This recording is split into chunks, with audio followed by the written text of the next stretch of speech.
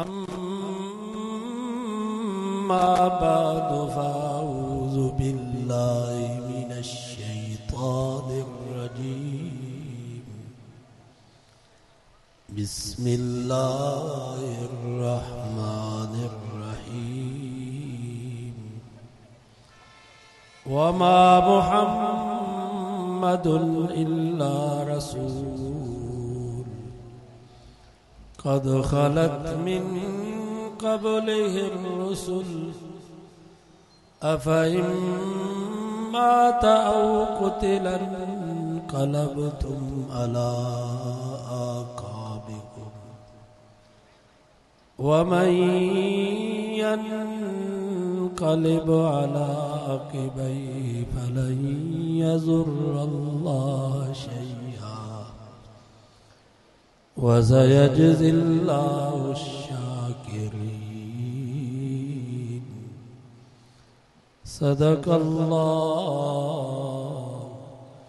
व सदक़ रसूलुहुन नबियुस सादिक़ुल अमीन व नहनु अला ज़ालिका लमिनश शाहिदीन वश्शाकिरीन वल्हम्दुलिल्लाहि रब्बिल आलमीन। कदम कदम पे बरकते, नफस नफस पे रहमते, जहाँ जहाँ से वो शफीए आसिया गुजर गया, जहाँ नजर नहीं पड़ी वहाँ है रात आज तक, वही वही सहर हुई जहाँ जहाँ गुजर गया। कोई मिले या न मिले बस मुस्तफ़ा ही मिले, वो चीज़ मिले जिसके मिलने से खुदा भी मिले। दुरूद शरीफ अल्लाहुम्मा सल्लि अला मुहम्मदिन व अला आलि मुहम्मद कमा सल्लैता अला इब्राहीम व अला आलि इब्राहीम इन्नका हमीदुम मजीद।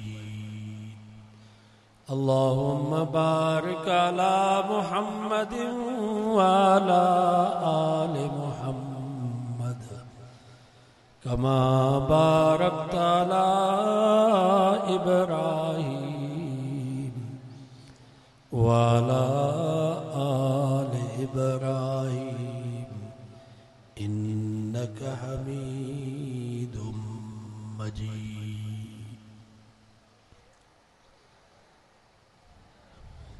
रबीउल अव्वल जो महीनो वली रहियो आहे, इन महीने में इमामुल अंबिया सरदार दो जहान हज़रत मोहम्मद मुस्तफ़ा सल्लल्लाहु अलैहि वसल्लम जी विलादत बासआदत थी। असाल सुन्नत वल जमात उलमा देवबंद जो अक़ीदो ईमान है तो नबी से जी विलादत बासआदत, साईं जन जो जमण, नबी से जो इन दुनिया में अचण, या एक अड़ी खुशी आहे जहाँ खुशी जो दुनिया जी काई खुशी मुक़ाबलो न थी। इन उम्मत के सब खां वॾे में वॾी जेका खुशी मिली उहा साईं जन जे विलादत बासआदत वारी। पर ये अजीब इत्तिफ़ाक़ आहे त साईं जन जी विलादत बासआदत भी रबीउल अव्वल जे महीने में थी आहे, त साईं जन जी वफ़ात ऐं विसाल भी रबीउल अव्वल जे महीने में। विलादत भी सूमर जे ॾींहुं, वफ़ात भी सूमर जे ॾींहुं। अञा विलादत जे बारे में उलमा जो इख्तिलाफ़ आहे। बाज़ फरमाइनि था साईं जन जी विलादत बासआदत 8 रबीउल अव्वल ते थी आहे, के चवनि था त 9 रबीउल अव्वल ते थी आहे। असांजा शिया हज़रात उहे वरी चवंदा आहिनि त नबी साईं जी विलादत बासआदत 17 रबीउल अव्वल ते थी आहे। पर मशहूर ॻाल्हि इहा थी वई आहे त नबी साईं जी विलादत बासादत 12 रबीउल अव्वल थी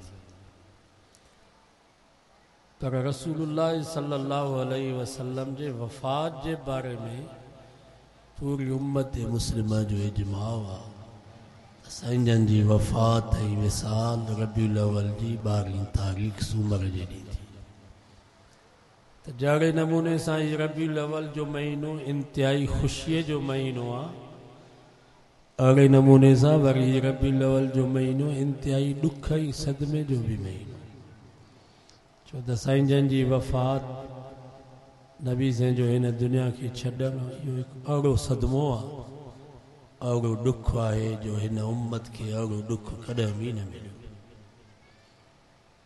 हिन उम्मत खे सभ खां वॾे में वॾो जेको ॾुख पहुतो उहो नबी साईं जी जुदाई वारो ॾुख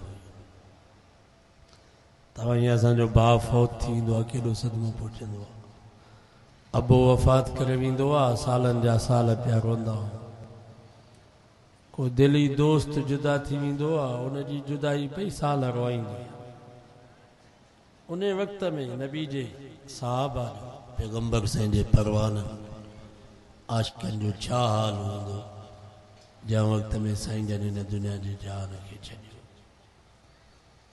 साहबा फरमाइनि था असांखे हर शइ कारी पई नज़र में अचे नबी साईं हिन दुनिया जी जान में आया त सॼो जहान रोशन थी वियो अम्मा आमिना फरमाती मां मके मां शाम जूं ॿाड़ियूं पई ॾिसां नबी साईं दुनिया जे जहान में आया त सॼो जहान रोशन थी वियो वरी नबी साईं हिन दुनिया जे जहान खे छॾियो साहबा फरमाइनि था असां ईअं सम्झोसीं ॼण सॼे जहान में ऊंदहि थी वई उमर फारूक जहिड़ो बहादुर जवान हथ में तलवार खणी करे बीह रहियो आहे मतां खां चयो आहे मोहम्मद मुस्तफ़ा वफ़ात करे वियो हज़रत उमर फरमाए थो जंहिंजे ज़ुबान मां ये लफ़्ज़ ॿुधा त मोहम्मद मुस्तफ़ा वफ़ात करे वियो मां हिन तलवार सां हुनजो सिर कलम कंदुसि केरु सम्झाए हज़रत उस्मान बिन अफ़ान जे मथां सख़्तो तारी थी वियो अलीउल मुर्तज़ा जहिड़ो जवान रोए थो बिलाल जहिड़ो आशिक़ ऐं मस्तानो मदीने जे घिटिन में रोई करे चवे थो हाणे ज़िंदगी में कहिड़ो मज़ो आहे वञी किथे शहीद थी वञा त बहितर आहे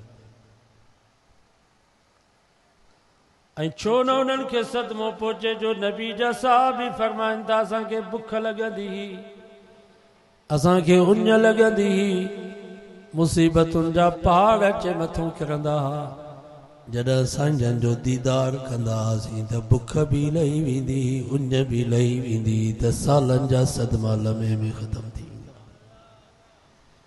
एॾो त वरी अल्लाह नबी साईं जे चेहरे में कमाल रखियो सब चो असांजो नबी सोनो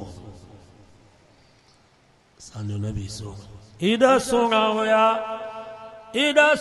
हुया असांजा नबी एक दफ़े अम्मा आशा टाक मंझंदि जो पंहिंजे घर जे सन में बीठी हुई सिज बि पूरे आबोताब में चिमकी रहियो हो अम्मा आशा आसमान ॾे निहारे करे चयो आसमान नाज़ न कर नखरो न कर तोखे भी रब सिज ॾिनो आहे पर मूंखे भी रब सिज ॾिनो आहे लना शम्सू वलिल आफाक शम्सू आसमान तोखे भी सिजो आहे असांखे भी सिजो आहे पर यादि रख तुआरो सिज सुबुह जो उभरंदो आहे त गुरुब बादल शाही मगरिब खां बाद लही वेंदो आहे पर असांखे जेको रब मोहम्मद मुस्तफ़ा जे सूरत में सिज ॾिनो आहे जियां जो मुंहिंजे सोने जे नबूअत जो सिज उभरियो आहे क़यामत ताईं हिनखे गुरूब ईंदो ई कोन ॾींहं जो त चिमके थो पर ततलो बादल इशाई रात जो भी ईअं थो चिमके जीअं ॾींहं जो चिमकंदो एॾा सोना हुया असांजा साईं अम्मा आशा फरमाए थी हिकिड़ी रात मुंहिंजी टोपे वारी सुई गुम थी वई मां पंहिंजे घर में सुई पई ॻोल्हियां त अचानक मुंहिंजा सोना मुंहिंजा दिलबर नबी मुंहिंजे घर आया। अम्मा ज़ान फरमाती साईं जन मुस्कुरायो त दंदाने मुबारक जी एतिरी त रोशनी थी वई जो न हूंदा ई वारे कमरे में गुम थियल सुई भी मूंखे मिली वई। इन जे करे साहबा फरमाइनि था असां सॼो ॾींहुं मज़दूरी कंदा हुआसीं, हार पोखंदा हुआसीं, गुड कंदा हुआसीं, पत्थर कढंदा हुआसीं, शाम जो जनमल पंहिंजे महबूब सां मिलंदा हुआसीं। नबी साईं जे चेहरे ते जो असांजी नज़र पवंदी त सॼे ॾींहं जा थक ई लही वेंदा। एॾो त अल्लाह नबी साईं जे चेहरे में कमाल रखियो। हिकु कुराड़ी माई हुन जा 4 पुट मैदान ओद में शहीद थी विया। 4 बीबी खनसा चयूं अम्मा तुंहिंजा 4 ई पुट शहीद थी विया। रोए कान थी, बेसब्री कान थी करे, जबल नहीं पत्थर मां किरंदी किरंदी अचे ऊद जे मैदान में पहुती। पुटन जे लाशन ने न सिधो साईं जन ॾे आई। जनमल नबी साईं जे चेहरे ते जो नज़र पियस त बेसाख्त हुन जे ज़ुबान मां लफ़्ज़ निकिरिया कुल्लु मुसीबतिन बादक जलल। मुंहिंजा महबूब घबरायो न, ही त 4 आ पर 400 हुजनि हा, तव्हांजे कदमनि ते मां कुर्बान कयां। साईं मूंखे कोई ॾुख न आहे, का परेशानी न आहे, बसि तव्हांजो चेहरो ॾिठुमि मुंहिंजा सभु ॾुख ई सदमा ख़तम थी विया। एॾो त नबी साईं जे चेहरे में कमाल। एक दफ़े नबी साईं मक्के जे चौक में वाइज़ पिया कनि।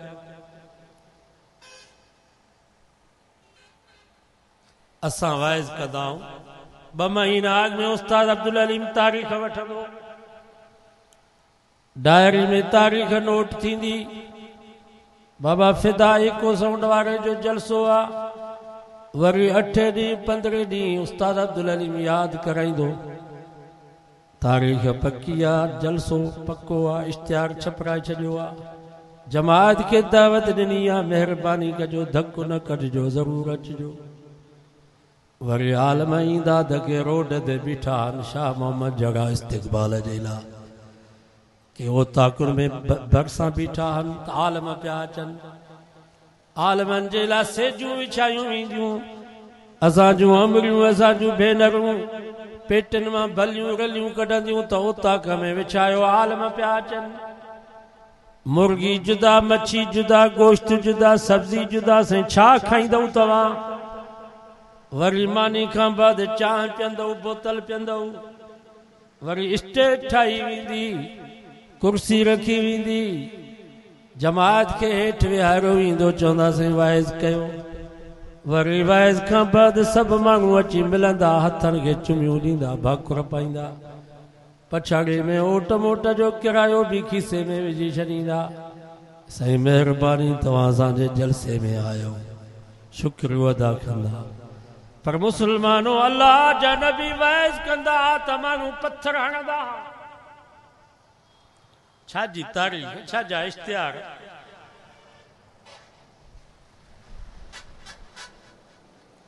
कुरान तूफ़ा मां हज़रत नूह अलैहिस्सलाम वाइज़ पियो करे वस्तग़शऊ सियाबहुम। माण्हू पंहिंजे मुंहनि ते चादरूं पिया ढकिन, पंहिंजे अखियुनि खे बंदि पिया करे छॾनि त अल्लाह जे नबी ते असांजी नज़र बि न पवे।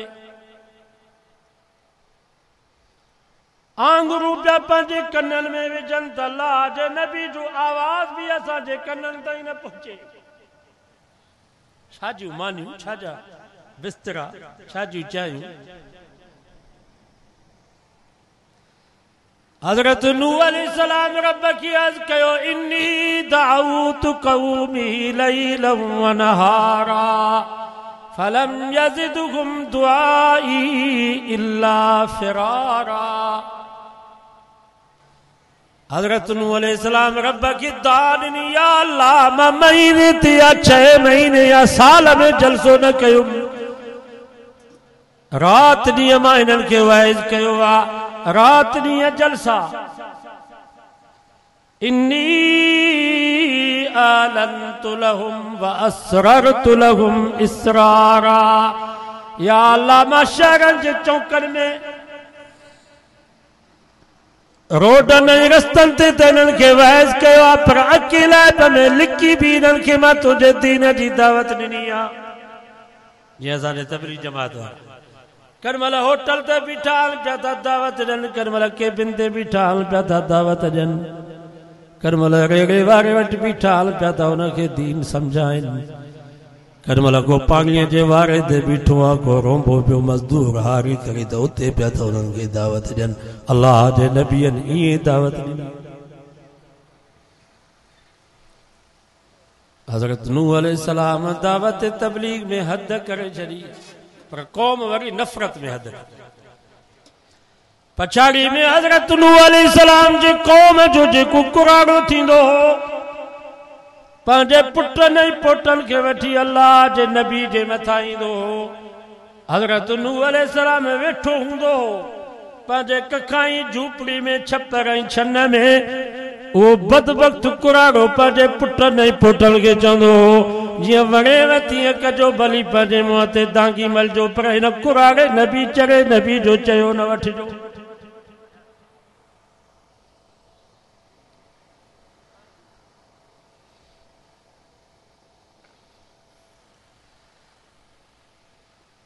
जॾहिं कुराड़नि जो इहो हाल हज़रत नूह अलैहिस्सलाम ॾिठो त रब खे रब्बि ला तज़र अलल अर्ज़ि मिनल काफ़िरीन दय्यारा, या अल्लाह इन्हनि जे वॾनि में त सुधरण जी उमेद कान्हे, पर इन्हनि जे नए नस्ल में बि सुधरण जी उमेद कान्हे का। वॾा त दीन जा दुश्मन, तौहीद ऐं रिसालत जा दुश्मन, पर नंढा बि दुश्मन।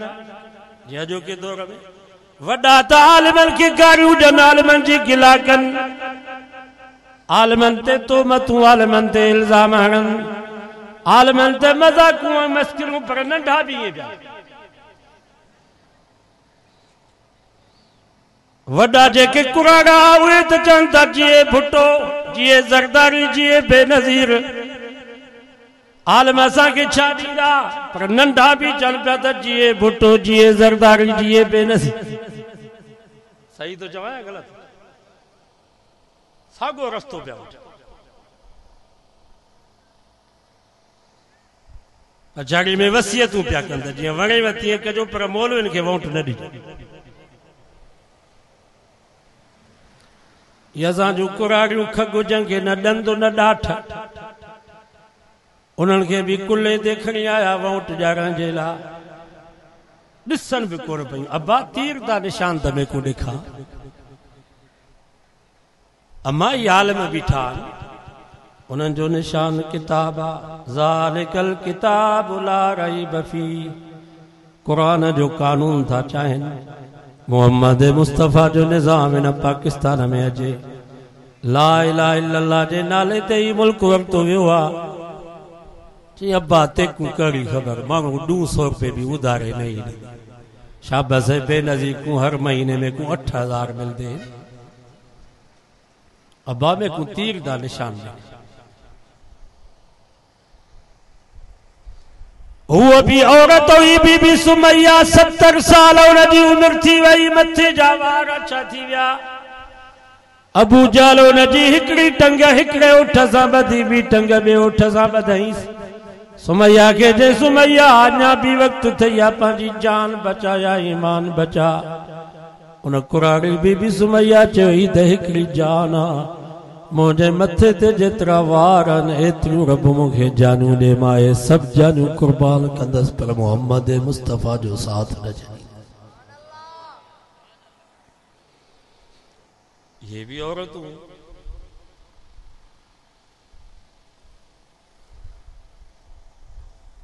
इन्नका इंतज़रहुम युज़िल्लू इबादक वला यलिदू इल्ला फाजिरन कफ़ारा। हज़रत नूह अलैहिस्सलाम रब खां दुआ घुरी, या अल्लाह वॾनि में त सुधरण जी उमेद कान्हे, पर हिननि जे नए नस्ल में भी सुधरण जी उमेद कान्हे का। वॾा भी बेदीन, नंढा भी बेदीन, वॾा भी तुंहिंजी तौहीद जा दुश्मन, नंढा भी तुंहिंजे तौहीद जा दुश्मन। या अल्लाह इन्हनि जे वॾनि खे त न छॾ पर नंढनि खे बि न छॾ। एॾी अल्लाह जे नबी जी कावड़ हुजे। पछाड़ी में रब खे चई इन ला तज़र अलल अर्ज़ मिनल काफ़िरीन दय्यारा। या अल्लाह इन्हनि काफ़िरनि जो घर भी ज़मीन ते न छॾ। मां हिननि जूं दरियूं ऐं दीवारूं भी ज़मीन ते ॾिसण नथो चाहे।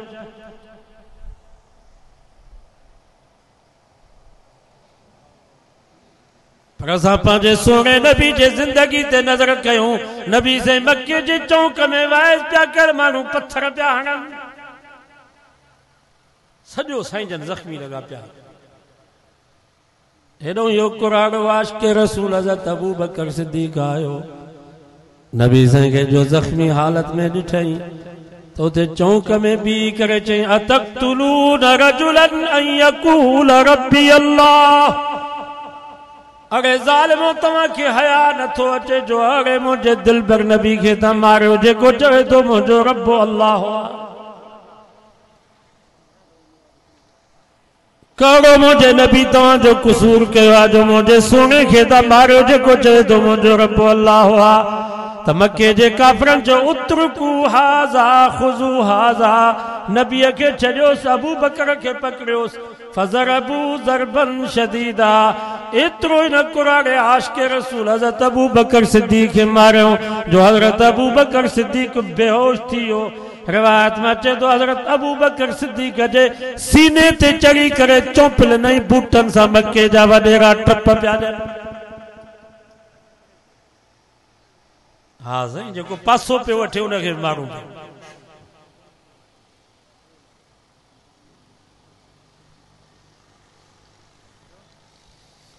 असां त चऊं था त नबी साईं जे ज़माने में हुजूं, नबी साईं ते कलमो पढ़ूं, नबी साईं जो साथ ॾियूं।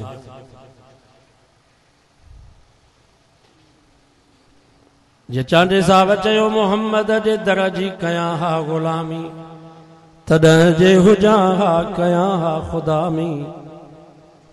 असां तमन्ना त याद कयूं त काश मोहम्मद मुस्तफ़ा जे ज़माने में हुजूं हा। पर असांजा अफ़ाल असांजा करतूत अहिड़ा थी चुका आहिनि जो जेकर नबी साईं जे ज़माने में हुजूं हा त अबू जहल जे टोले में हुजूं हा। चोरी असां में, धाड़ा असां में, ज़िना असां में, व्याज असां में, रुश्वत असां में, कूड़ असां में, गिला असां में, गारियूं असां में, ठगी असां में, धोखो असां में। पी मां जा क़त्ल तव्हांखे भील कोली वांगा न मिलंदा पर पी मां जा क़त्ल भी तव्हांखे मुसलमान मिलंदा। पाकिस्तान जे जेलनि जी तव्हां सर्वे कंदव त सभ खां वॾे में वॾा ॾोहारी तव्हांखे मिलंदा त मुसलमान मिलंदा। असांजा करतूत अहिड़ा थी चुका आहिनि जो नबी साईं जे ज़माने में हुजूं हा त अबू जहल जे टोले में हुजूं हा। उन वक्त में जेके नबी साईं सां गॾु हुया उन्हनि खे हर महीने में 12,000 बेनज़ीर जा पैसा पिया मिलनि। जेके नबी साईं सां गॾु हुआ, जेके नबी साईं जो साथ पिया ॾियनि उन्हनि खे 2 लाख 3 लाख जो घर पिया ठाहे ॾियनि।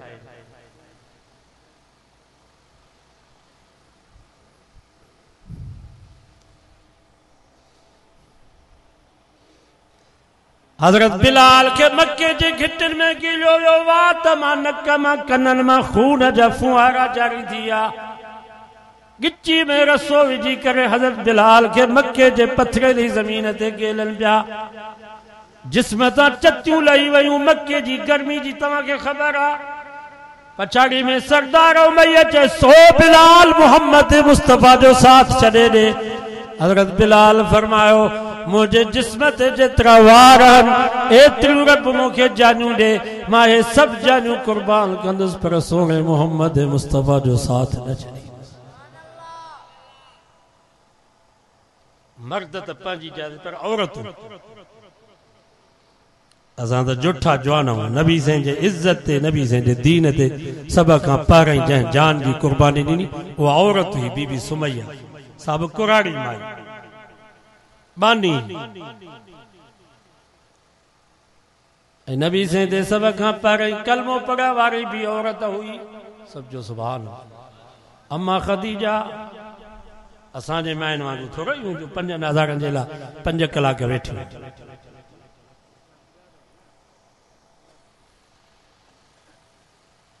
हालांकि ज़ाल मुड़स खे घटि मञींदी आहे या न मुड़स केॾो बि बुज़ुर्ग थी वञे पर ज़ाल न मञींदसि उहो हिकिड़ो बरोच बुज़ुर्ग थी वियो पर ज़ाल न मञींदी हुअसि हिकु दफ़े ज़ाल चएसि रात मां हिकिड़ो बुज़ुर्ग ॾिठो जो हवा में उॾामंदो पियो वञे त उन बरोच बुज़ुर्ग चयो मां त हुयुसि चई हक़ ते टंग टेड़ी सिधो न पियो वञे ज़ाल मुड़स खे न मञी पर ही मोहम्मद मुस्तफ़ा जो अख़लाक हो ही मोहम्मद मुस्तफ़ा जी सीरत हुई जो सब खां पहिरीं मोहम्मद मुस्तफ़ा ते कलमो पढ़ण वारी साईं जन जी रफ़ीक हयात अम्मा ख़दीजा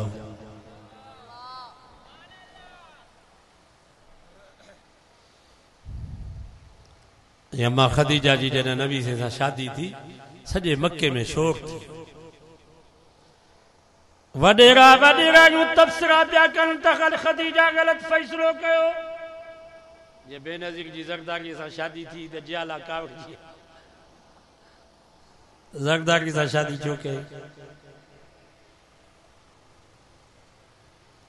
ज़रदारीअ जे रीस सां केरु मुक़ाबिलो उनजा भागा 2 दफ़ा सदर थियो वज़ीर आज़म सां शादी कई 15 साल थिया आहिनि हुकूमत पियो थो करे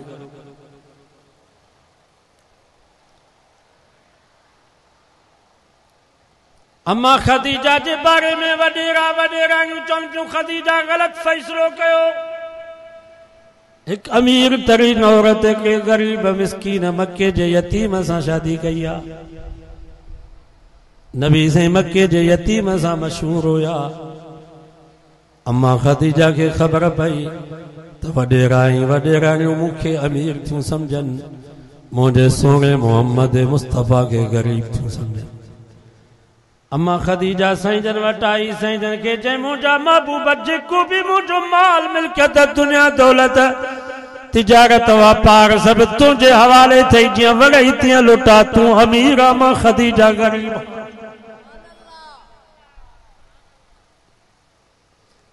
ऐं अम्मा ख़दीजा ने वॾनि नवाबनि जा पैगाम आया निकाह सरदारनि पर अम्मा ख़दीजा कंहिंजे पैगाम खे बि क़बूल न कयो साईं जन ॾे पाण पैगाम मोकिलियईं त मुंहिंजा सोना तव्हां जहिड़ो घोट काइनात में मूंखे कोन थो मिले तव्हां जहिड़ो बाख़लाक दयानतदार मूंखे काइनात में ॾिसण में नथो अचे महिरबानी फरमायो मूंखे पंहिंजे रफ़ीक़ हयात बनायो अम्मा ख़दीजा पाण पैगाम मोकिलियो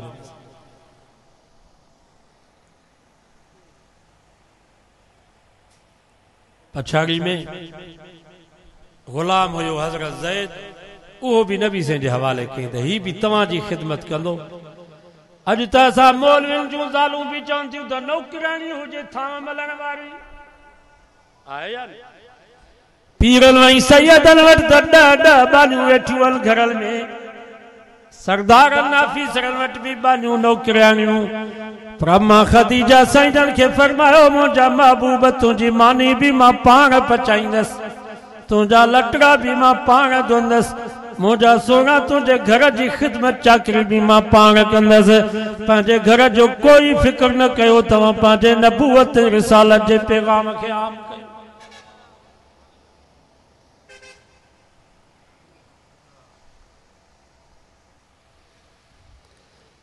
इन जे करे मां वाइज़ल में चवंदो आहियां औरत जेकर चाहे त मुंहिंजी सुकून वारी ज़िंदगी गुज़रे त अम्मा ख़दीजा जो नमूनो इख्तियार करे अम्मा ख़दीजा कीअं नबी साईं जो साथ हालांकि 15 साल उम्र में नबी साईं खां वॾी 2 मुड़स उन जहाज में वफ़ात करे चुका हा पोइ बि जेसि ताईं अम्मा ख़दीजा ज़िंदा हुई साईं जन ॿी शादी न कई अम्मा ख़दीजा जॾहिं फौत थी वई नबी साईं खे एॾो ॾुख पहुतो सदमो पहुतो जो साईं जन फरमायो ही साल मुंहिंजे ॾुख जो साल आहे जो मुंहिंजी रफ़ीक़ हयात ख़दीजा मूंखां जुदा थी वई आहे नबी साईं अम्मा ख़दीजा जे क़ब्र मुबारक में बि पाण लथा छा मकाम होंदो इन कब्र जो जं कब्र में अल्लाह जो नबी पाण लथो जे अम्मा खदीजा के भाकुर पाए करे नबी से पाण कब्र में सुमारियो आ।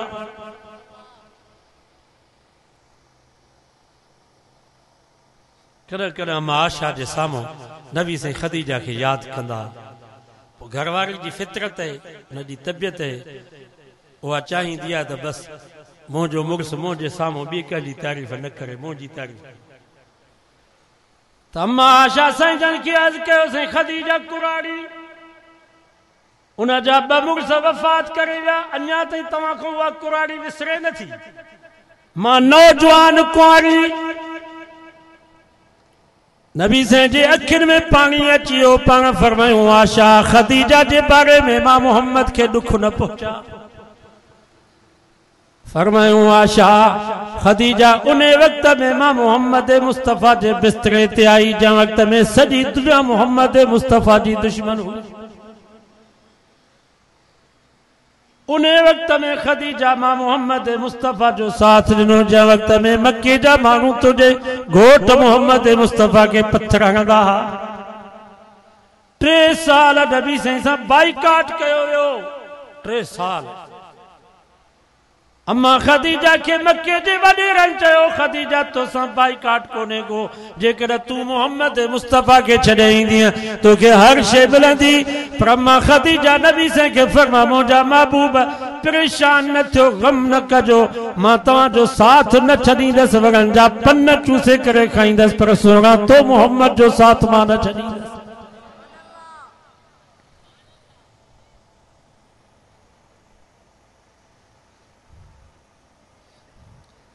अम्मा आशा भी का मामूली औरत थोड़ी उनजो भी वॾो मकाम है। नबी साईं खां सवाल कयो मन हब्बुन्नास इलैक साईं दुनिया में तव्हांजी सभ खां वधीक मोहब्बत कंहिंसां आहे। फरमायूं आशा सां। साहबाज़ कयो साईं मिनर रिजाल मर्दन में तव्हांजी सभ खां वधीक मोहब्बत कंहिंसां आहे। नबी साईं फरमा आशा जे अबे अबू बकर सां। ऐं नबी साईं जी अम्मा आशा सिद्दीक़ा सां जेका मोहब्बत हुई उहा इल्म जे करे। हालांकि हुस्न और जमाल में नबी साईं जी ॿियूं घर वारियूं अम्मा आशा खां वधीक। नबी साईं जे उम्मत में सभ खां पहिरीं जंहिं 30 सिपारा क़ुरान मजीद जा यादि कया उहा अम्मा आशा सिद्दीक़ा। जंहिंजे लाइ मुंहिंजे नबी फरमायो मुंहिंजे नबूवत जो अधु इल्मु मुंहिंजे साहबा खां हासिल कयो पर मुंहिंजे नबूवत जो अधु इल्मु मुंहिंजे अकेली आशा खां हासिल कयो। एॾो इल्मु हुयो अम्मा आशा वटि जो हज़रत अब्दुल्ला बिन अब्बास जहिड़ा मुफ़स्सिर क़ुरान हज़रत अब्दुल्ला बिन मसूद जहिड़ा मुहद्दिस ऐं फ़क़ीह हज़रत अलीउल मुर्तज़ा जहिड़ा बहर आलिम फरमाइनि था असां कंहिं मसइले में मुंझी पवंदा हुआसीं कंहिं फ़तवा में मूंझकारो थी पवंदो जॾहिं अम्मा आशा जे दर ते वेंदा हुआसीं त असांजा सारा मसइला सारा मुंझारा हल थी वेंदा।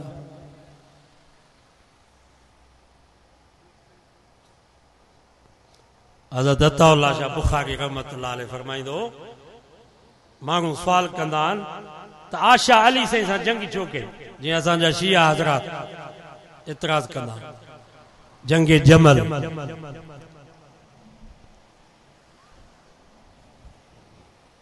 अम्मा आशा हज़रत अली सां जंग छो कई। मां तव्हां खां पुछां थो अताउल्लाह शाह बुखारी रहमतुल्लाह अलैह फरमाईंदो आशा अम्मा आहे। आशा छा आहे? अन्नबी औला बिल मोमिनीन मिन अनफुसिहिम व अज़वाजुहु उम्महातुहुम। कुरान तो फरमा मुंहिंजो नबी मोमिनन खे सभ खां वधीक प्यारो आहे ऐं नबी जूं घरवारियूं मोमिनन जूं माइरूं। बाबा हज़रत अली साईं मोमिन आहे या न? हज़रत हसन हज़रत हुसैन साईं मोमिन आहे या न? कुरान तो फरमा नबी जूं घरवारियूं मोमिनन जूं माइरूं हन। अम्मा जी मर्ज़ी आहे पंहिंजे बच्चे के थप्पड़ हणे। अम्मा जी मर्ज़ी आहे पंहिंजे बच्चे के चाबुक हणे। अम्मा सां केरु पुछंदो? मां तव्हां खां पुछां थो अम्मा खे माण्हू ॾोहारी चवंदो आहे छा? ॻाल्हायो चवंदा मां के माण्हू चवंदो आहे त मुंहिंजी अम्मा जो ॾोह भली ॾोह हुजे पर अम्मा जो ॾोह न चइबो। इहो त हज़रत अली से खां तव्हां सुवाल कयो त सुहिणा अली ही तूं छा पियो करीं जो तूं अम्मा जे मुक़ाबले में आयो? सही तो चवां या ग़लति? हज़रत अली से खां तव्हां सुवाल कयो सुहिणा अली ही तो छा कयो जो तूं अम्मा जे मुक़ाबले में आयो?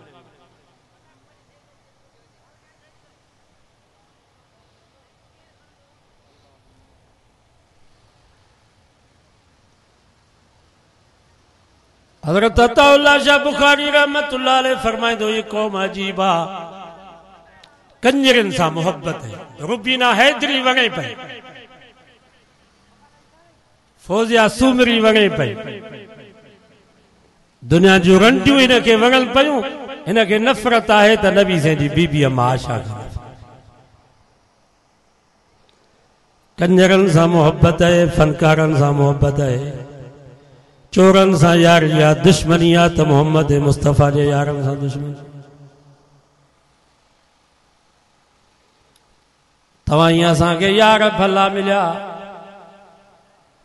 तव्हांजे पेशमाम खे जमायती भला मिलिया, तव्हांजे उस्ताद खे शागिर्द भला मिलिया, तव्हांजे मुर्शिद खे मुरीद भला मिलिया, ऐं नबी साईं खे जमायती भला न मिलिया। नबी साईं जा जेके शागिर्द उहे सही ना, नबी साईं जा जेके मुरीद उहे सभु फिरी विया।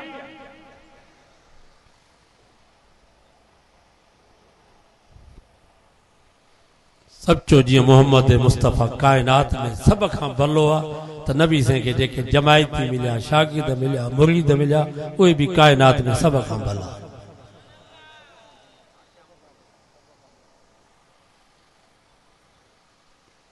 नफ़रत न कयो, ईमान हलियो वेंदो। अॼोके दौर में केतिरा असांजा चङा भला मुस्लमान सुन्नी जमायती हज़रत अमीर मुआविया जो नालो अदब सां न खणनि, एतिराम सां न खणनि। मुआविया हालांकि हज़रत अमीर मुआविया नबी जो सहाबी था, जन 22 लख 62 लख मुरब्बा मेल यानी अध दुनिया ते 19 साल इस्लामी हुकूमत कायम कई। जंहिंजे लाइ नबी साईं दुआऊं पिया घुरनि, अल्लाहुम्मा अल्लिमहुल किताब वल हिकमत, या अल्लाह अमीर मुआविया के किताब जो इल्म भी अता कर त हिकमत जो इल्म भी अता कर। जंहिंजे लाइ नबी साईं दुआ था घुरनि, अल्लाहुम्मा जालो हादियम महदिया, या अल्लाह मुझे अमीर मुआविया के मुझी उम्मत जे लाइ हादी भी बना त महदी भी बना। हज़रत अब्दुल्लाह बिन मुबारक खां सवाल कयो वियो, तवज्जो कजो, त अमीर मुआविया जो शान मथे या उमर बिन अब्दुल अजीज जो शान मथे? उमर बिन अब्दुल अजीज ताबई आहे। इहो उमर बिन अब्दुल अजीज जंहिंजे दौरे हुकूमत में कणिक जो दाणो खजूर जे खारक जेतिरो पियो थिए। इहो उमर बिन अब्दुल अजीज जंहिंजे दौरे हुकूमत में बगदाद में जेको गिदरो पैदा पियो थिए, 20 किलो न जो वज़न हुयो, माखी ऐं मिस्री खां वधीक मिठो। इहो उमर बिन अब्दुल अजीज जॾहिं वफ़ात करे वियो, रात जो हिकिड़ो धनार रोए पियो, दाऊं पियो करे, त उमर बिन अब्दुल अजीज फौत थी वियो। अड़े तोखे कहिड़ी ख़बर, न मोबाइल न वायरलेस न फोन, तोखे कीअं ख़बर पई त उमर बिन अब्दुल अजीज फौत थी वियो?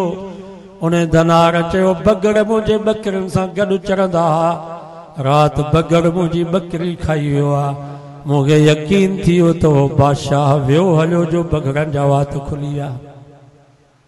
इन ई उमर बिन अब्दुल अजीज जे बारे में हज़रत अब्दुल्लाह बिन मुबारक खां सवाल कयो वियो, साईं उमर बिन अब्दुल अजीज जो शान मथे या हज़रत अमीर मुआविया जो शान मथे? अब्दुल्लाह बिन मुबारक फरमायो, अमीर मुआविया नबी जो सहाबी आहे, नबी साईं जो सालो आहे, कातिबे वही आहे, क़ुरान मजीद लिखण वारो आहे, क़यामत ताईं अचण वारनि मुस्लमाननि जो रूहानी इमाम आहे। हजरत मुआविया जा घोड़े ते चढ़ी करे जिहाद करे, उन घोड़े जे नक के जेका गिग लगे, उन गिग के जेका दज़ई मिट्टी लगे, उमर बिन अब्दुल अजीज उन मिट्टी जो भी मुकाबलो न थो करे सके। नबी जो साहबी हजरत अमीर मुआविया एडो कीमती चुनता से यजीद जो पिया बाबा पुट हिकड़ो नाफरमान थे तो उनमें पी जो डो चइबो पुट जो निभागो थी पवे तो पी जो कुसूरा जाओ। हजरत नूह अलैहिस्सलाम अल्लाह जो नबी उलुल अज़्म पैगंबर आ, उन जो पुट किनान काफरन जी कतार में बीठो आ। नूह अलैहिस्सलाम पंहिंजे पुट के मिनथू तो करे चे तो या बुनैयर कम्माना वला तकुम मल काफिरीन। ओ मुंहिंजा पुटरा मेहरबानी कर कलमो पढ़ी अचे बाबे जे बेड़ीअ ते सवार थी, काफरन मां न थी। पुट चयो सावी इला जबली यासिमुनी मिनल मा,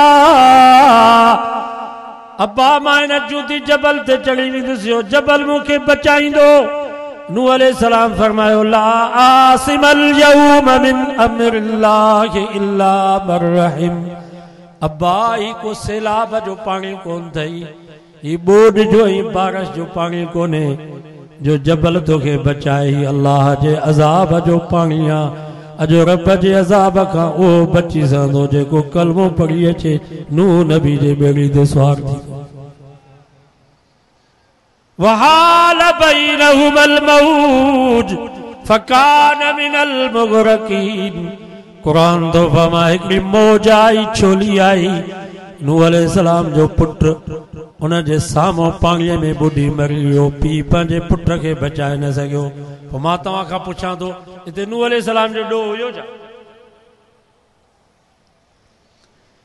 इब्राहिम अलैहिस्सलाम अल्लाह जो नबी आ, उलुल अज़्म पैगंबर आ, जंहिंजे खानदान में केतिरा नबी पैदा थिया, पर उन जो पीउ निमरूद, उन जो पीउ आज़र निमरूद जे कतार में बीठो आ। पोइ छा इब्राहिम अलैहिस्सलाम जो ॾोह हो छा?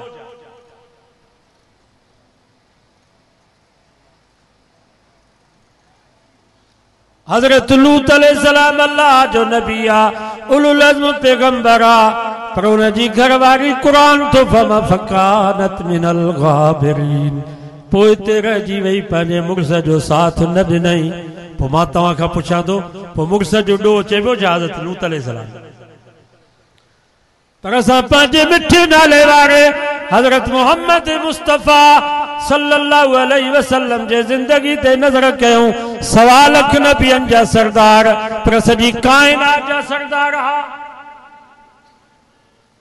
बाबा मेराज वारी रात नबी से 1.25 लाख नबियनि जी इमामत कराई या न कराई? सब 1.25 लाख नबी पोयां बीठा। 1.25 लाख नबियनि जो इमाम मोहम्मद मुस्तफ़ा हो। जॾहिं नबियनि जो इमाम मोहम्मद मुस्तफ़ा आहे त नबियनि जी जेका उम्मत हुई उन्हनि जो इमाम भी मोहम्मद मुस्तफ़ा। पर नबी साईं जो सॻो चाचो अबू लहब, कुरान तो फमा तब्बत यदा अबी लहब व तब मा अगना अन्हु मालुहु व मा कसब सयस्ला नारन ज़ात लहब वमरातुहु हम्मालतल हतब फी जीदिहा हब्लुम मिन मसद। कुरान तो फरमा अबू लहब पाण भी तबाह थियो, ज़ाल भी तबाह थियसि, माल मता ॿई जान बर्बाद थियसि। हालांकि हुयो नसब में नबी से जो सॻो चाचो। वो नबी से जो ॾोह हो जा। हजरत मुआविया जो पुट यजीद जेकर हजरत अली से जे पुट हुसैन इब्न अली सा करबला जी सरजमीन ते मुकाबले में आयो आ तो ॾोह यजीद जो आ, ने भागो यजीद चइबो। पी जो न में कड़ो कसूरा जो तव्हां पी सां दुश्मनी पिया कयो। वार जेतिरो भी जेकर हज़रत अमीर मावे जो बुग़्ज़ तव्हांजे सीने में अची वियो, दिमाग़ में नफ़रत अची वई, ईमान हलियो वेंदो, ॿई जान बर्बाद थी, का शइ न बचे।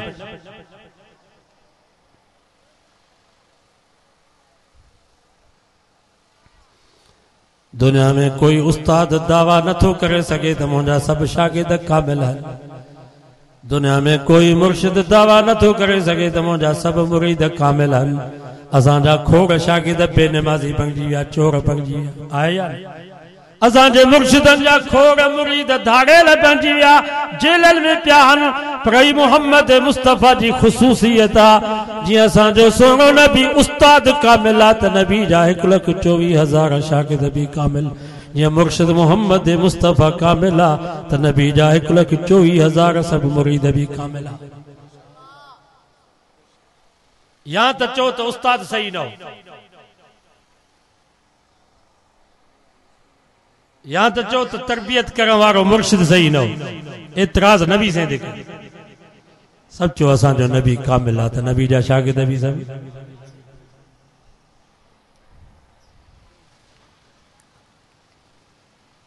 साहबा जा वाक़िया दुआ कयो अल्लाह असांखे सभिनी सां मोहब्बत नसीब फरमाए। असांजे घर में जीअं अबू बकर आहे, उमर आहे, उस्मान आहे, अली बि असांजे घर में आहे। असां पंहिंजे पुटनि जो नालो अली बि रखंदा आहियूं। असांजे घर में हसन बि आहे, हुसैन बि आहे, आहे या कोन? असां त पंहिंजे न्याणियुनि जा नाला आशा बि रखंदा आहियूं, हफ्सा बि रखंदा आहियूं, खदीजा बि रखंदा आहियूं, उम्मे हबीबा भी रखंदा हूं। असा सुन्नन जे घर में इंशाअल्लाह तव्हांखे न्याणियूं फातिमा भी मिलंदी, ज़हरा भी मिलंदी, उम्मे कलसूम भी मिलंदी, ज़ैनब भी मिलंदी, फातिमा भी मिलंदी। सब नाला रखो, सब असांजे लाइ मोहतरम आहिनि। सही तो चवां या ग़लति तो चवां? असांजो ॾाढो ज़वार हूंदो हो, ज़वार फैज़ मोहम्मद भिटाई साहब जी दरगाह ते वायूं चवंदो हो तंबूरे ते। पर जॾहिं वॾो जो मोटी आयो करबला तां,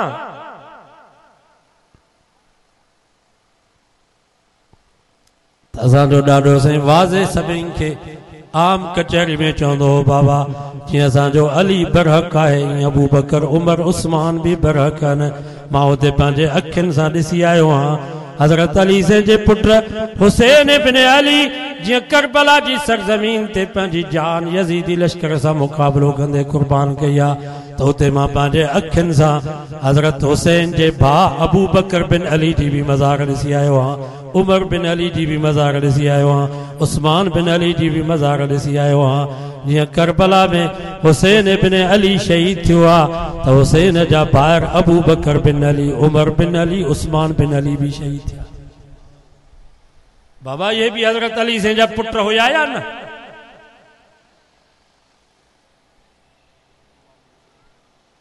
हजरत हसन साईं हजरत अली से जो पगदार पुट आ, उन जा 8 पुट आहिनि। वॾे पुट जो नालो उमर थो रखे।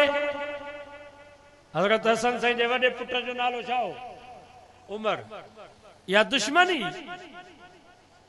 तारीख़ ईअं थी लॻे। तारीख़ बाबा अॼु जंहिंजी हुकूमत आहे, पीपीए जी हुकूमत आहे, त जेके भी कालम निगार हूंदा उहे पीपीए जी तारीफ़ कंदा, ज़रदारी जी तारीफ़ कंदा, अदी फरियाल जी तारीफ़ कंदा। वरी सुभाणे हिननि जी हुकूमत ख़त्म थी वेंदी, वरी लीगिन जी हुकूमत ईंदी, त वरी जेके कालम निगार हूंदा उहे वरी उन्हनि जी तारीफ़ कंदा। ईअं आहे या न? वरी हिननि जी गिला कंदा। तारीख़ भी ईअं। नबी साईं जे सहाबा, नबी साईं जे अहल बैत खे तारीख़ जे रोशनी में न ॾिसो। नबी साईं जे सहाबा अहल बैत खे तव्हांखे ॾिसणो आहे त क़ुरान जे रोशनी में ॾिसो। क़ुरान तो फमा रुहमा बैनहुम, उन्हनि जी पाण में मोहब्बत हुई। सहाबा अहल बैत जो पाण में रिश्तो, इहो हिकिड़ो किताब थो मिले, अरबी में हो, उर्दू में हो, सिंधी में भी आहे। सहाबा अहल बैत जो पाण में रिश्तो, इहो किताब पढ़ो।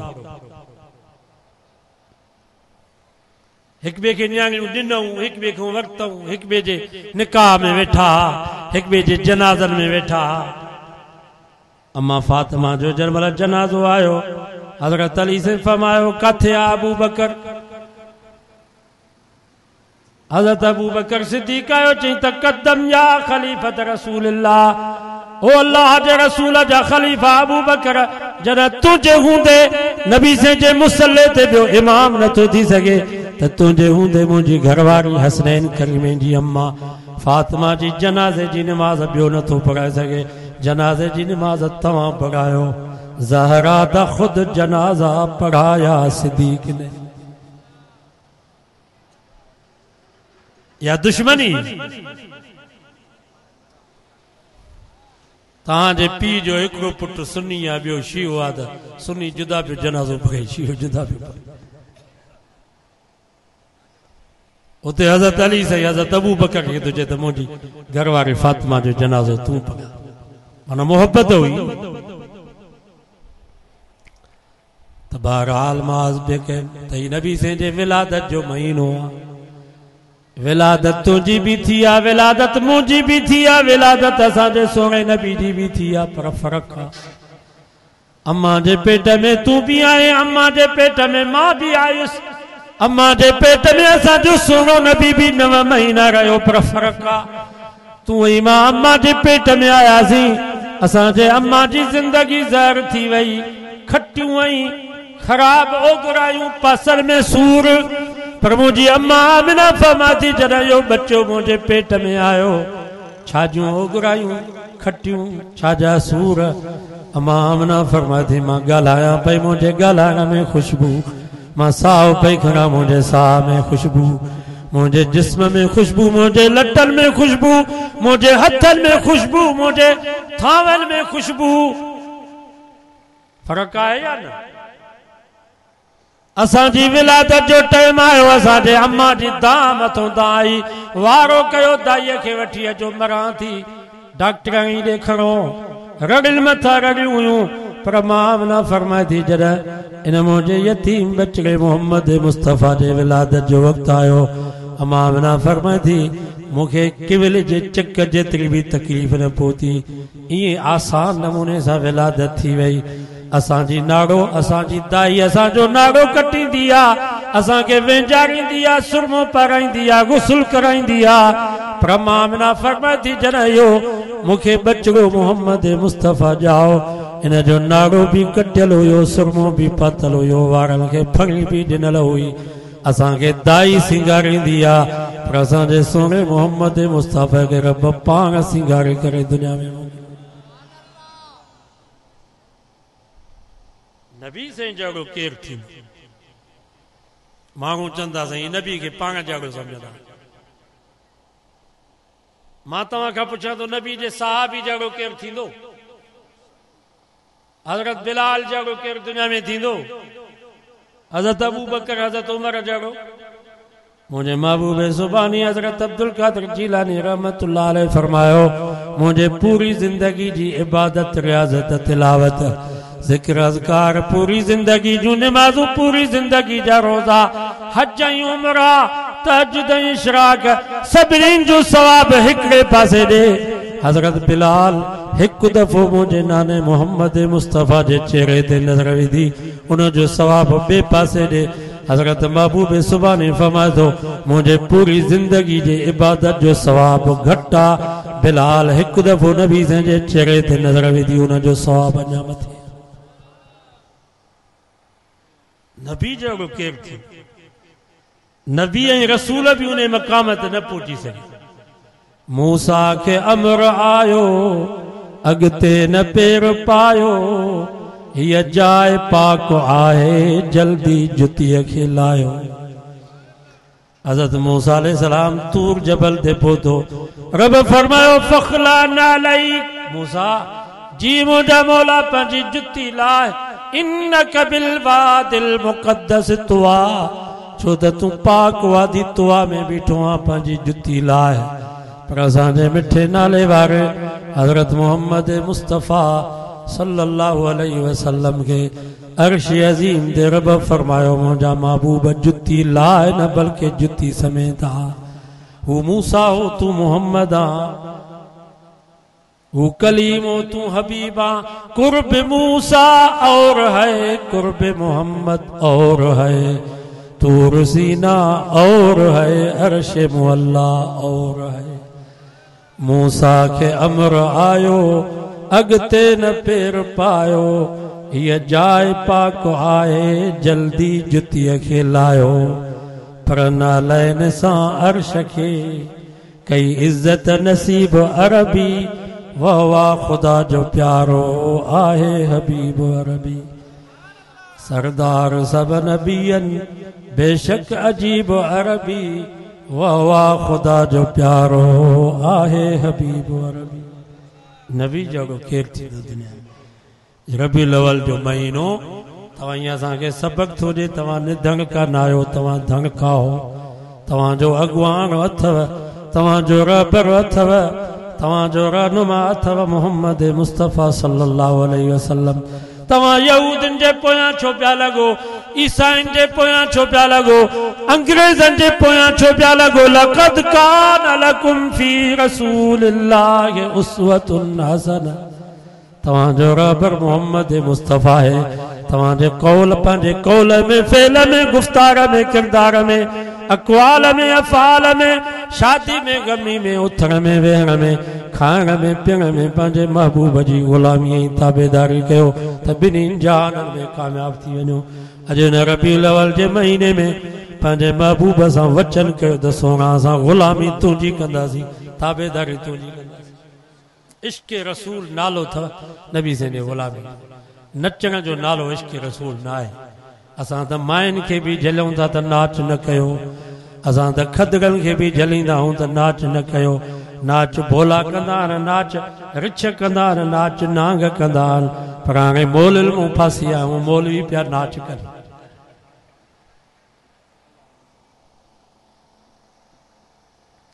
मां तव्हां खां पुछां थो रबीउल अव्वल जी 12 तारीख़ ते नबी साईं जी वफ़ात थी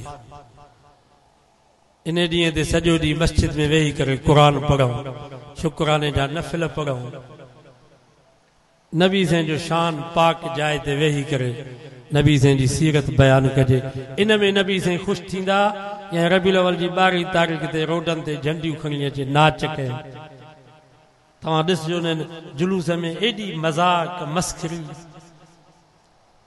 न निमाज़ न क़ुरान जी तिलावत तव्हां खां मां पुछां थो ख़ुदा जो वास्तो अथव भले प्रोग्राम में वेठा हो नबी से ख़ुशि कहिड़ी ॻाल्हि में थी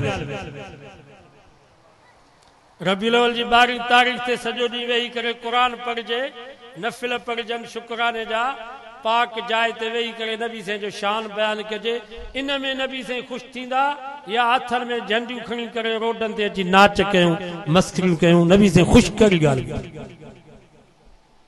तव्हां ॿुधायो क़ुरान मजीद में अल्लाह से फमा कान लकुम अन तुज़ू रसूल अल्लाह ओ मुसलमानो मां रब तव्हांखे क़ुरान में पारत थो कयां त मुंहिंजे रसूल खे ॾुखाइजो न मुंहिंजे रसूल खे तकलीफ़ न ॾिजो ये नाच मस्करियूं मज़ाकूं रोडनि ते ये जुलूस मां तव्हां खां पुछां थो इन में नबी साईं खे ॾुख पहुचंदो या न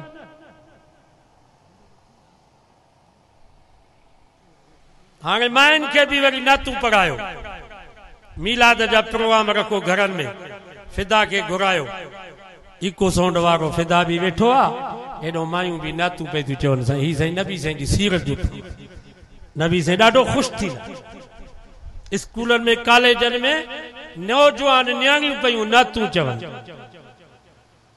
को छोकिरो नात चवंदो त सभिनी मास्तरनि जा कंध हेठि का न्याणी अची नात चवंदी सभु चवंदा सुभान अल्लाह नबी साईं ॾाढो ख़ुशि थींदा वाह मुंहिंजा उम्मती वमा कान लकुम अन तुज़ू रसूल अल्लाह कुरान तो फरमा मुसलमानों मुझे सोने नबी के ॾुखाइजो न तव्हां ॿुधायो औरत वॾे आवाज़ सां बेपर्दा थी करे नात चवे माण्हू हुन जी मोबाइल में टीवीअ में जलसे में नात ॿुधनि इन में नबी साईं खे ख़ुशी थींदी या नबी साईं खे ॾुख पहुचे औरत वॾी आवाज़ सां घर में क़ुरान मजीद न पढ़े ज़िक्र न करे दुरूद न पढ़े घर जे दीवार खां घिटीअ में बि औरत जो आवाज़ न वञे सवाब जे बजा गुनाह थींदुसि त असांजे न्याणियुनि खे अधगल भेनरुनि खे कंहिं इजाज़त ॾिनी आहे जो घर में मीलाद जा प्रोग्राम रखी वॾे आवाज़ सां नातूं चवनि तो धारा मर्द हिननि जे जलसनि में मीलाद जे प्रोग्राम में शरीक थियनि मां तव्हां खां पुछां थो तव्हांजो ज़मीर इन जी इजाज़त ॾिए ख़ुदि असांजा बरेली मोली उन्हनि जूं तकरीरूं तव्हां ॿुधो उहे बि झलनि था त इहे जुलूस न कढो नाच न कयो ख़ुदि झलनि था ज़ाकिर जेके शीयनि जा मौलवी आहिनि ज़ाकिर ज़वार उहे ख़ुदि झलनि था त मातम न कयो न्याणियुनि खे बेपर्दा बनाए करे जुलूस में न आणे चवनि था या कोन था चवनि हिकड़े भी कंहिं बिदती मौलवीअ जी मौली सिकंदर जी ज़ाल या उन जी न्याणी या उन जी भेण मौली इदरीस डायरीअ जी ज़ाल न्याणी भेण कॾहिं जुलूस में तव्हां ॾिठी आहे? मीलाद जे प्रोग्राम में नातो न चई आहे? हिकड़ो भी को शियो ज़ाकिर ॿुधायो जंहिंजी ज़ाल या न्याणी बेपर्दा थी करे जुलूस में आई हुजे? वो पाण झलनि था त इहो ग़लति। जीअं असांजे सिंधी में चवंदा आहिनि करबला में सैयदन सजदो न छॾियो पाकन पर्दो न छॾियो। सैयदन सजदो न छॾियो पाकन पर्दो न छॾियो।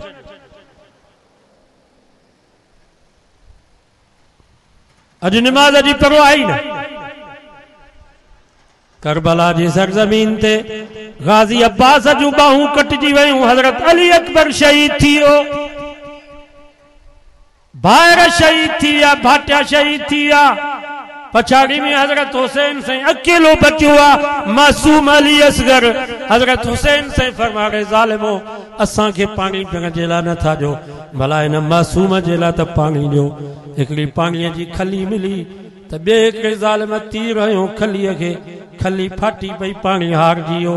वरी टे ज़ालिम तीर हयो, उहो मासूम अली असगर भी शहीद थी वियो। पछाड़ी में पान हजरत हुसैन से मैदान में आयो। सुबह को वठी ज़ोर नमाज ते लड़ियो। उन वक्त में मुकाबलो ये मैदान ते थींदो हो। क्लेशन न हुई, जीथरी न हुई, बम न हुया, मिसाइल न हुई। जेको भी मुकाबले जे लाइ अचे पियो, जीअं असांजो अली बहादुर आहे त हुनजो पुटु हुसैन इब्न अली भी बहादुर। जेको अचे पियो शिकस्त खाई पियो वञे। पछाड़ी में ज़ोर जे नमाज जो टाइम थी वियो। हज़रत हुसैन से फरमा ज़ालिमो एतिरी त मूंखे मोहलत जो मां नमाज त पढ़ा। चऊं ठीकु आहे नमाज पढ़।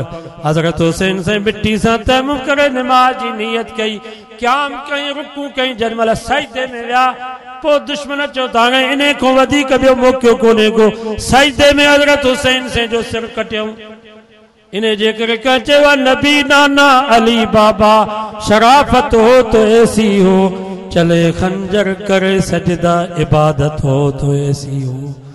तयम्मुम खाक से हुए लहू से गुस्ल सैयद हो, लबे दरिया पियासों की शहादत हो तो ऐसी हो। सरे नेज़े पे हजरत ने सुनाया यूं कलामुल्लाह, फरिश्ते भी हुए हैरान तिलावत हो तो ऐसी हो। नबी नाना अली बाबा शराफत हो तो ऐसी हो, चले खंजर करे सजदा इबादत हो तो ऐसी। अॼु वाइदो के त नमाज भी पढ़ंदासीं ऐं पंहिंजे घर में पर्दे वारो एतमाम कंदासीं। रबीउल अव्वल जे महीने में या मुहर्रम जे महीने में पंहिंजी न्याणी, पंहिंजी भेण, पंहिंजी अम्मा, पंहिंजे घर वारे खे घर खां ॿाहिरि न कढंदासीं। इहो पको वाइदो आहे नी इंशाअल्लाह। अल्लाह से को दुआ है अल्लाह ताला पंहिंजे महबूब जी गुलामी नसीब फरमाए। असांजे मोहतरम दोस्त बाउफिदा साहब ये दीनी प्रोग्राम रखियो आहे, ख़ैरात कई आहे पंहिंजे वॾड़नि जे ईसाले सवाब जे लाइ। ख़ुसूसन अदा फिदा हुसैन जो चाचो हाजी जेंदल खान, उन जे लाइ ख़ुसूसी दुआ घुर अल्लाह उन जी मग़फ़िरत फरमाए। या अल्लाह ये जेके भी बन आया आहिनि सभिनीनि जी हाज़िरी क़बूल फरमा। असांखे कौल में, फ़ेल में, गुफ़्तार में, किरदार में, अक़वाल में, अफ़आल में, शादी में, गमी में, उथण में, वेहण में, खाइण में, पीअण में पंहिंजे महबूब जी ताबेदारी ग़ुलामी नसीब फरमा। जेको क़ुरान मजीद पढ़ियो वियो ख़ैरात कयो हिन जो सवाब। जेके असांजे ॻोठ जा